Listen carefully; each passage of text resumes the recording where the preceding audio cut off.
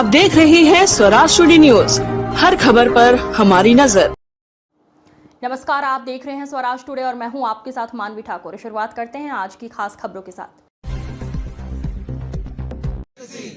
हमारी मांगे पूरी करो, हमारी मांगे पूरी करो। हम अपना अधिकार मांगते नहीं, किसी से भीख मांगते।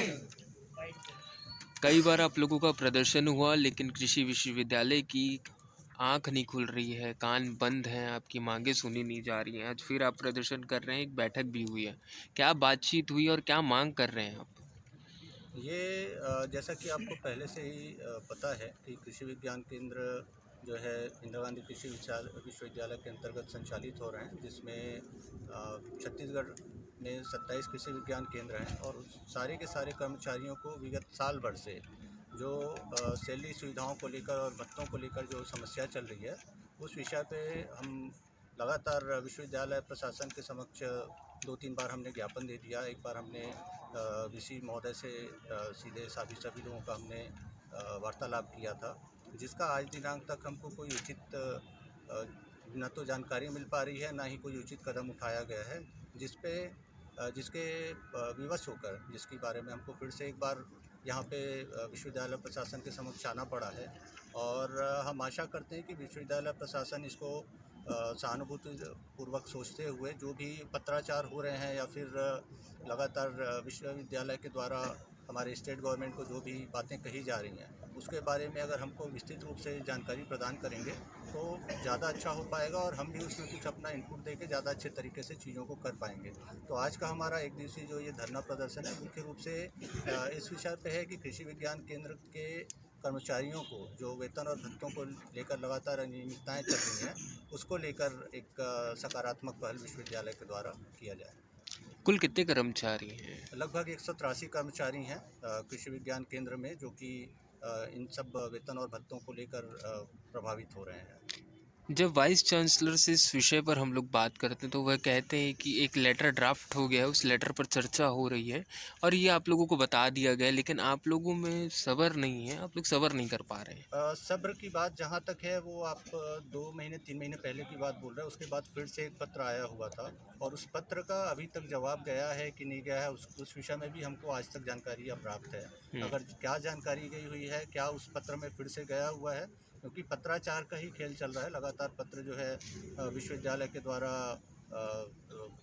स्टेट गवर्नमेंट को भेजा जा रहा है, वहाँ से आता है, लेकिन अभी तक कोई भी एक सकारात्मक हमको उसका हल निकल के हमारे हाथ में नहीं आया हुआ है। पेंशन का भी कुछ मामला चल रहा है क्या? पेंशन का मुख्य रूप से मामला ये चल रहा है कि हमारे जितने भी साथी वैज्ञानिक हैं, उनका एम्प्लॉयर कॉन्ट्रीब्यूशन जो कि विश्वविद्यालय की ओर से जाना है, वो विगत साल भर से लगातार लंबित पड़ा हुआ है। विश्वविद्यालय द्वारा जो एम्प्लॉयर कॉन्ट्रीब्यूशन है वो प्रदान नहीं किया जा रहा है।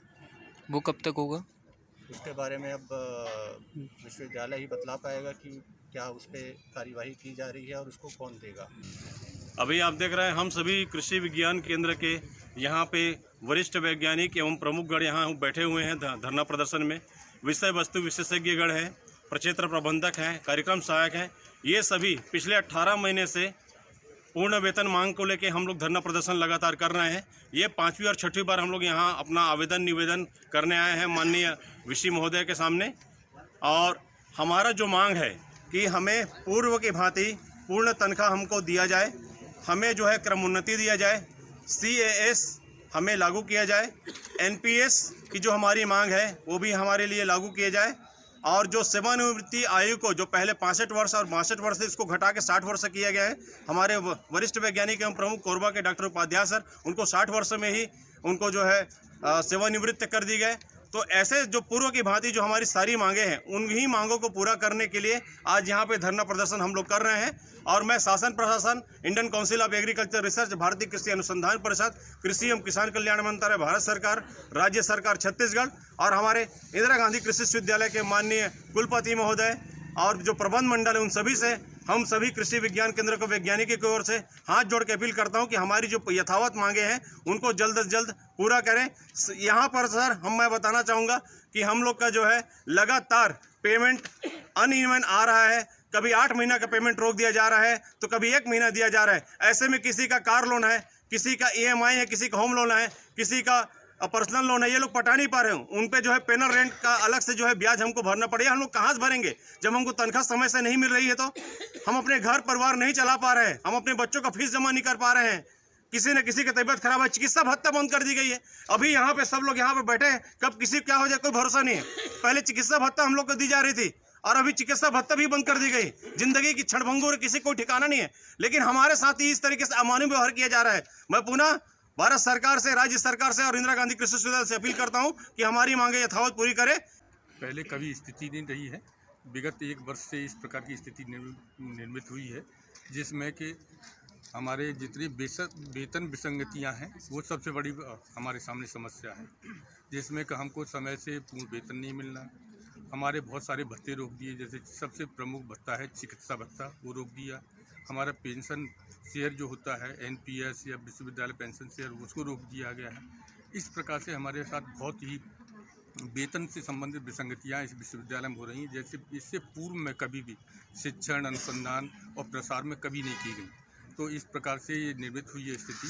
और इसमें क्योंकि हम जो है कृषि विज्ञान के जितने भी कर्मचारी अधिकारी हैं वो विश्वविद्यालय के ही अधिकारी हैं।